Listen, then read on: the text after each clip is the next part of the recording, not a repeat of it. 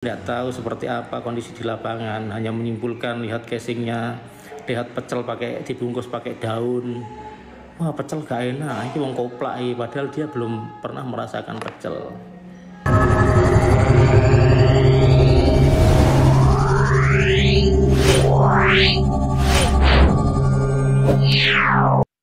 Assalamualaikum warahmatullahi wabarakatuh. Selamat siang teman-teman. Gimana kabarnya di siang kali ini? Semoga kabarnya tetap sehat ya. Di video kali ini tuh ada Big Boss dari El Kajur teman-teman ya, yang berkomentar di bidang sound horeg yang difatwakan haram. Bagus ini komentarnya teman-teman ya. Kayak apa videonya? Oke, langsung kita tonton sama-sama. Alhamdulillah Pak Kasat menerima kami hari Jumat, insya Allah aman. Iya, bulan Agustus Demak acara nguntir bareng PSSD loh.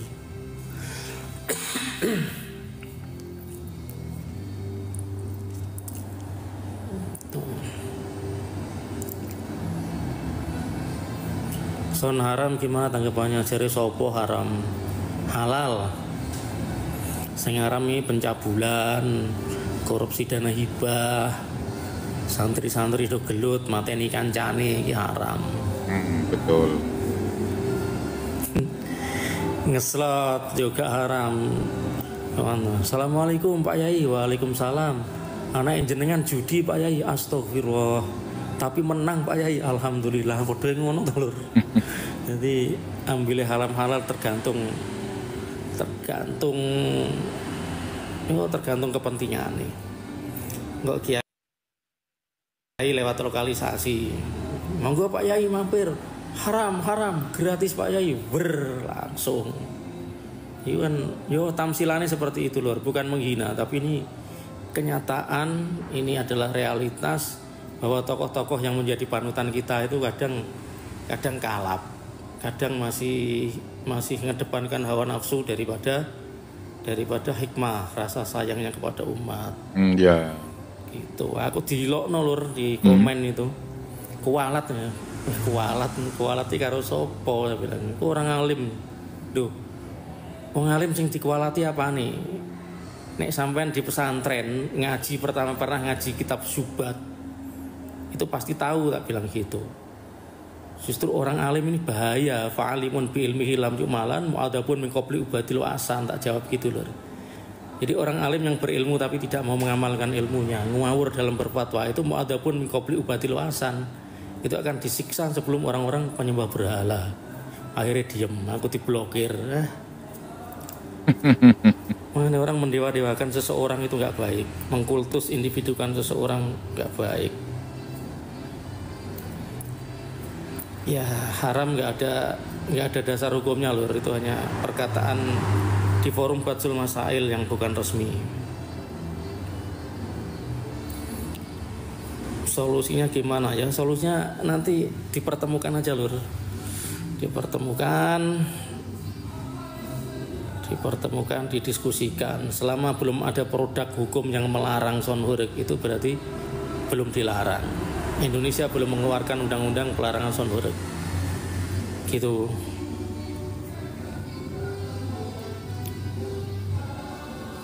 Iya, nek kuate yo jelas kuat sound horeg lah insyaallah. Jalankan fatwa yang tidak mau terpecah belah. Jalankan fatwa haram kalau tidak lo meneh.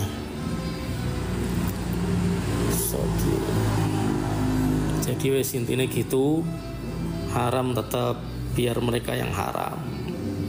Kalau mereka mengharamkan yo sound horeg dan menghalalkan sound system mungkin lucu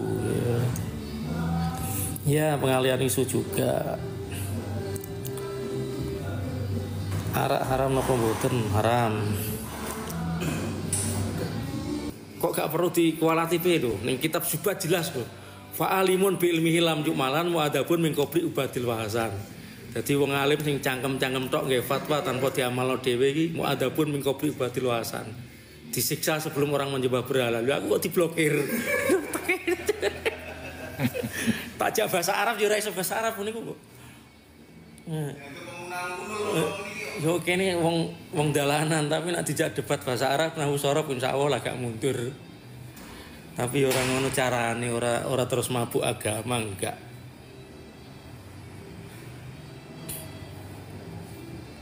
Lah iya rokok ya haram. Makanya sing gawe fatwa iki kepentingan lur. Jadi hanya belajar dari satu sisi sementara dia menyalahkan sisi yang lain yang belum tentu salah. Wis intinya gitu. Insyaallah hayya bil arabi. Ya, fatwa itu bukan pendapat, lur. Fatwa itu keputusan dari beberapa pendapat yang didiskusikan, yang didalilkan.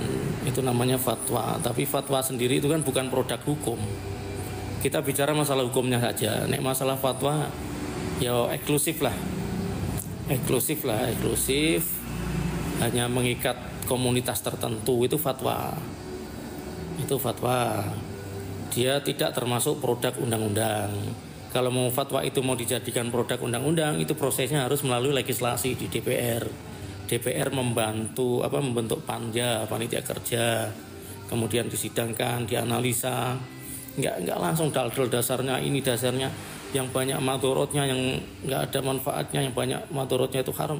Rokok ini lebih banyak madorotnya. Terus kenapa orang-orang yang bacul masail ini mah rokok?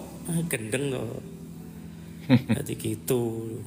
Di dalam kitab Subat yang dia kaji sendiri di baris ketiga, kalau nggak salah ketiga keempat dalam kitab Subat itu sendiri, fa'alimun bi ilmihi lam yu'malan mu'adzabun min qabli ubadil wasan.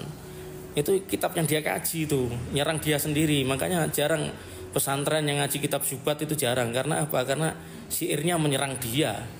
Jelas itu fa'alimun bi ilmihi lam yu'malan. Jadi orang alim yang berilmu, yang hanya berfatwa tapi tidak mengamalkan fatwanya, tidak mengamalkan ilmunya, itu mu'adzabun min qabli ubadil wasan. Itu kedudukan orang alim loh. Orang alim saja dianggap oleh ulama ini kedudukannya lebih rendah dari penyembah berhala kalau dia tidak mau mengamalkan. Mu'adzabun min qabli ubadil wasan. Jadi dia akan disiksa sebelum orang-orang yang menyembah berhala. Ini kata ulama mereka loh. Kitab ini nggak mereka pakai karena nyerang sendiri gitu. Ya semalam nonton aku sampai kiai. Ya banyak yang pro kontra. Itu korupsi dana hibah, betul. Ya betul, Gus Dur ini ulama Nusantara lho. Ulama Nusantara. Jadi beliau ini bisa membedakan mana yang harus dikeluarkan untuk pribadi dan mana harus yang dikeluarkan untuk umat. Gus Dur ini bijaksana. Betul, nggak jarang pesantren yang ngaji kitab Subat itu jarang. Karena banyak syairnya itu banyak yang menyerang mereka. Gitu. Tanggapannya sonwar karam halal. Jadi intinya ya kita belajar lah.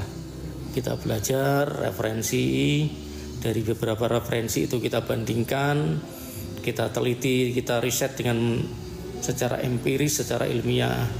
Jadi riset itu nggak hanya secara ilmiah saja.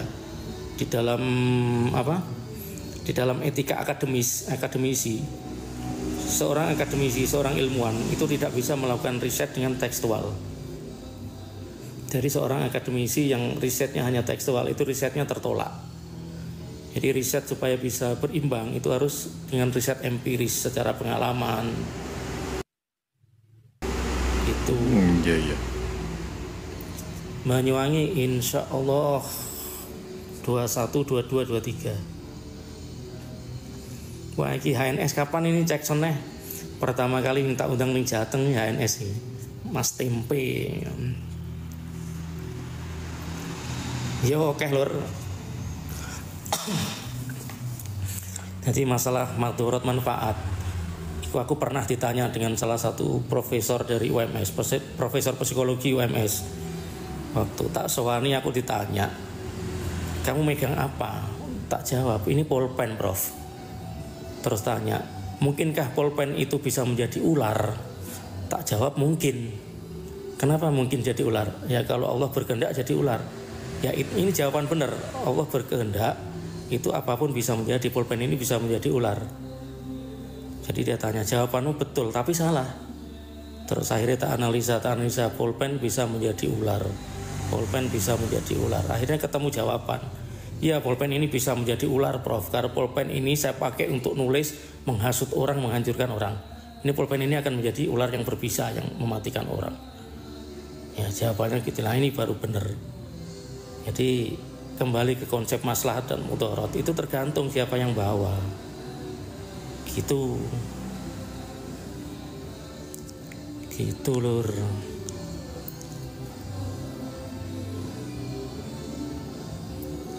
Iya betul, sangat bijak, itu sulit karena perpolitikan Indonesia ini masih perpolitikan ya yang ketika butuh dicari, ketika nggak butuh dicari-cari kesalahan.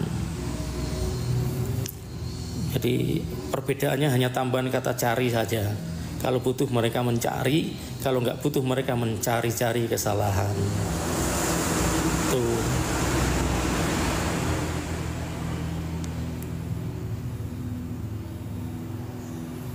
Iya betul, negara Indonesia negara hukum.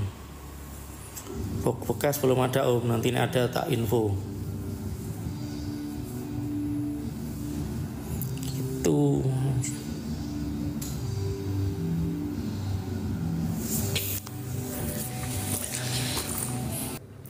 Podo sehat, jaga kesehatan kau apeh dulur, dan siji ojo lali sholat. Ya gitu dulur, ngapunten ada kata-kata yang kurang berkenan, mohon dimaafkan. Iya, nanti insya Allah lah. Makanya kemarin aku menggugat ke MK itu bukan menggugat pelarangan son, tapi menggugat Undang-Undang Kebisingan nomor 16 itu. Itu kan DB-nya kan 130 kalau tidak salah di undang-undang itu, tak gugat. 120 itu 130 dB itu statusnya stagnan apa frekuensi fluktuatif. Itu harus dipertegas supaya tidak digoreng, dan ternyata benar. Waktu aku mau menggugat kan wah dibantai sama netizen, dipikir ini padahal yang mau aku gugat itu tentang batas dB-nya. Itu harus dipertegas sama MK. Jadi sifat frekuensi 30 dB ini sifatnya stagnan apa fluktuatif. Itu yang mau tak gugat, mau minta penegasan.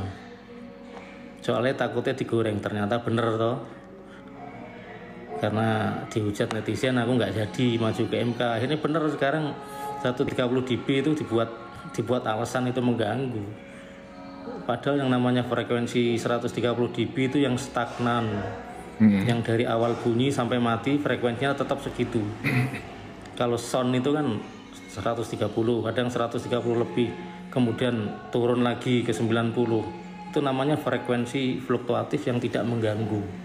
Nah ini undang-undang kebisingan perlu direvisi. Kemarin waktu mau tak gugat, aku yang dihujat. Ya sudah.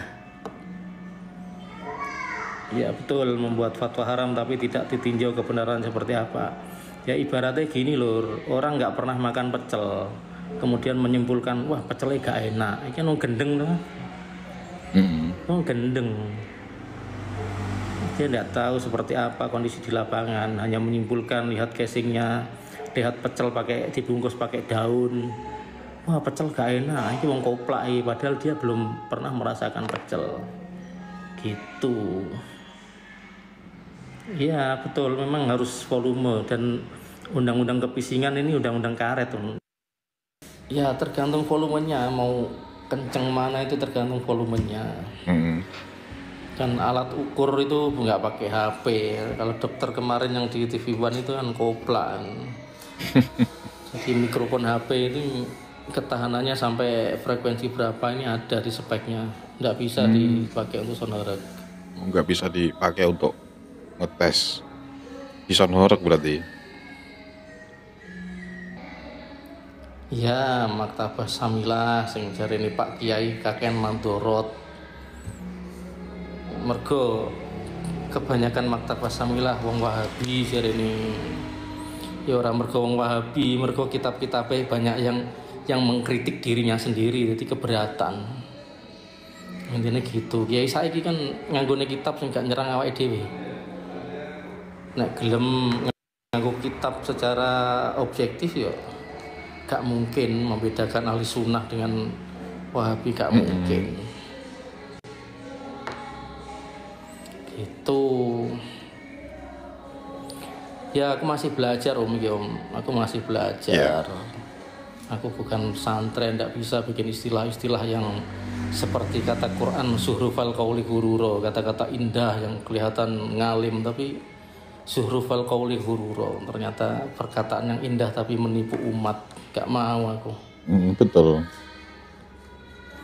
Ning Quran jelas nih zuhrufal qauli ghurura, kata-kata indah, pakai istilah kitab mugi ya, tapi kenyataannya menipu umat ya. Gitu.